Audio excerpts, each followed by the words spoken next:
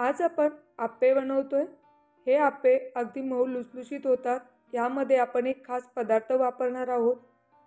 पीठ चांगले भिजावे थंडीच्या दिवसामध्ये म्हणून एक खास ट्रिक वापरलेली आहे। व्हिडिओ शेवटपर्यंत पहा। व्हिडिओ आवडला तर लाईक, शेअर, सबस्क्राइब करा। इथे आपण तांदूळ घेतलेले आहे, उडीद डाळ आणि 1 वाटी पोहे घेतलेले आहे। हेच पदार्थ वापरून आपण मऊ लुसलुशीत हे आप्पे बनवणार आहोत। हे तांदूळ आपण पाण्याने स्वच्छ धुवून घ्यायचे आहे। 2 वाटी आपण तांदूळ घेतलेले आहे। तुम्ही कोणत्याही प्रकारचा इथे राईस वापरू शकता। 1 वाटी उडीद डाळ घ्यायची आहे। स्वच्छ पाण्याने आपण हे सर्व धुवून 5 तास हे डाळी आणि तांदूळ भिजत ठेवायचे आहे। आता आपल्याला यामध्ये एक खास पदार्थ वापरायचा आहे, तो म्हणजे भिजवलेले पोहे। तुम्ही पोहे 4 ते 5 मिनिटं अगोदर भिजवले तरी चालतील।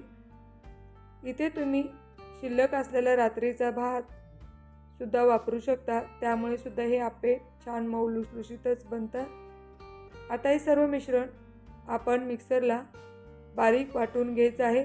एकदम पेस्ट करायची आहे।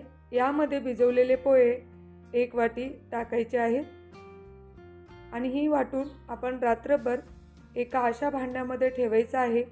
थंडीमध्ये सुद्धा हे पीठ अगदी छान फुलते आणि चव सुद्धा छान येते। तर या पद्धतीने हे बारीक वाटून घेतलेले आहे आपण। आता आपण हे रात्रभर या कुकरमध्ये झाकून ठेवलेले, पहा तुम्ही किती छान आपले हे पीठ फुललेले आहे। हे पहा, अगदी कुकर आपला फुलून आलेला आहे। असंच तुम्ही या कुकरमध्ये झाकून ठेवल्यामुळे काय होतं, याला ऊब छान भेटते आणि पीठ छान प्रकारे आंबले जाते। शिल्लक राहिलेले पीठ असा पाण्याचा हात लावून कुकरमध्ये झाकून ठेवायचं, म्हणजे पीठ आपले खराब होत नाही। यामध्ये आता आपण थोडे पाणी टाकायचं आहे आणि छान आपल्याला बनवून घ्यायचं आहे।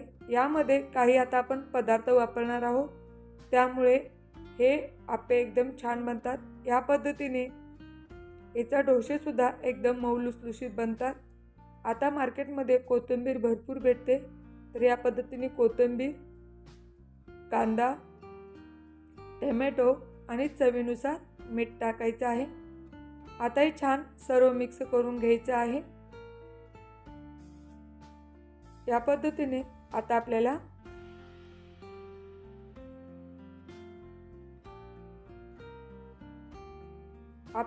हे आप्याच्या भांड्यामध्ये सहज टाकून शिजवता येईल, या पद्धतीने हे बनवून घ्यायचं आहे। आप्याचं भांडं आहे, इथे आपण याला तेल लावून घ्यायचं आहे। इथे थोडं हे भांडी गरम झाल्यानंतरच आप्पे टाकायचे आहेत, नाहीतर आप्पे चिटकून बसतात आणि छान फुलत नाही। तर तेल लावून आपण हे असं अर्धवट हे मिश्रण टाकून झाकून ठेवायचं आहे 2 मिनिटं। हे पहा किती छान जाळी पडलेली आहे आप्यांना। आता आपल्याला हे दुसऱ्या साईडून भाजून घ्यायचे आहे। ही जागा सुटल्यासारखे हे दिसत आहेत, म्हणजे हे आप्पे एका साईडून आपले भाजलेले आहेत। हे पहा, हे आपण टाकलेले प्रथम आपल्याला उलटून घ्यायचे आहेत। दोन्ही साईडून अलटून पलटून आपल्याला छान आप्पे आता भाजून आपण घेणार आहोत। हे पहा, हे छान आता आप्पे भाजलेले आहे। अगदी पटकन सहज निघतात हे आप्पेच्या भांड्यामधून, कारण आपले मिश्रण हे एकदम छान बनलेले आहे। या पद्धतीने आता आपण सर्व आप्पे बनवून घेऊया।